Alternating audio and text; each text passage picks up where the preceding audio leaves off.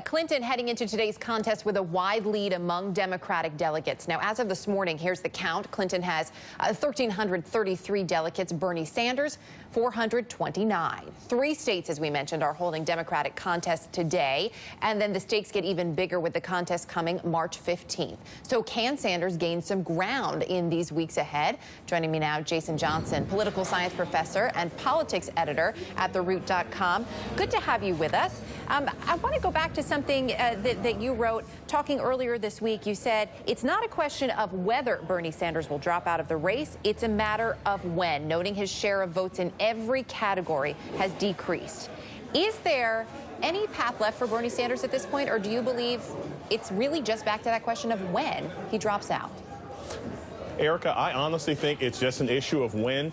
Bernie Sanders, it's not just a matter of him winning states. He would have to rack up such huge margins in these upcoming states to make up for the delegate count that Hillary Clinton has now. And even then, he would have to do much better than the 22 that he's at now with superdelegates. And I just don't see that happening. But he's dedicated to his supporters. He's going to push this probably until May or June, even if mathematically his chances are slimmer and slimmer. What's the advantage to him to pushing it through to May or June, even if the math isn't working?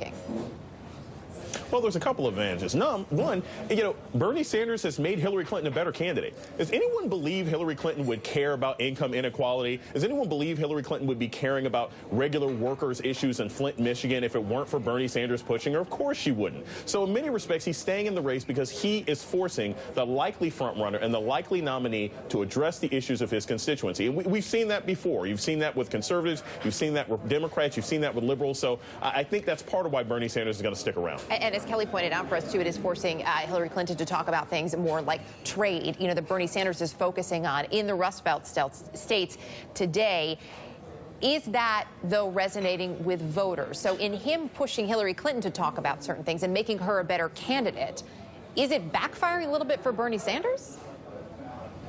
Well, yes and no. I mean, what often ends up happening is if you have a really good idea in a campaign, the other side steals it.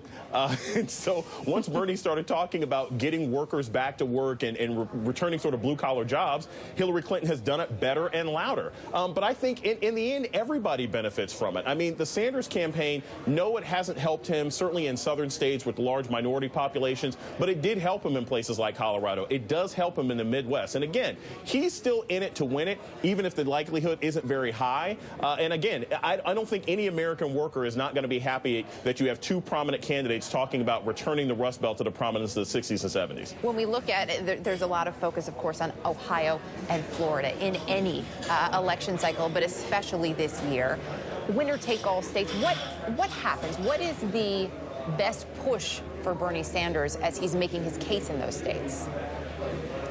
Well, I think his best chances, his best pushes right now are places like Michigan, the Kansas caucus this weekend, the Nebraska caucus this weekend. Those are the places where he really has to make a stand. But I think symbolically, and I think as far as those of us who are analysts, nonpartisan analysts, and even people who are donors, Bernie Sanders has to do well in a state that's got over 25% minority voters. Like at some point, he's got to demonstrate that he can not just get young whites and not just get liberals, but he can get moderate African-American voters, that he can get Hispanic voters, and he can get them to turn out in large numbers. So Florida is a chance for him to prove that. Ohio is a chance for him to prove that. If he doesn't, not only does it practically mean he can't win, but it would make everybody nervous if he became the nominee and couldn't galvanize black voters against likely Donald Trump. Jason Johnson, appreciate the insight. Good to have you with us. Thanks.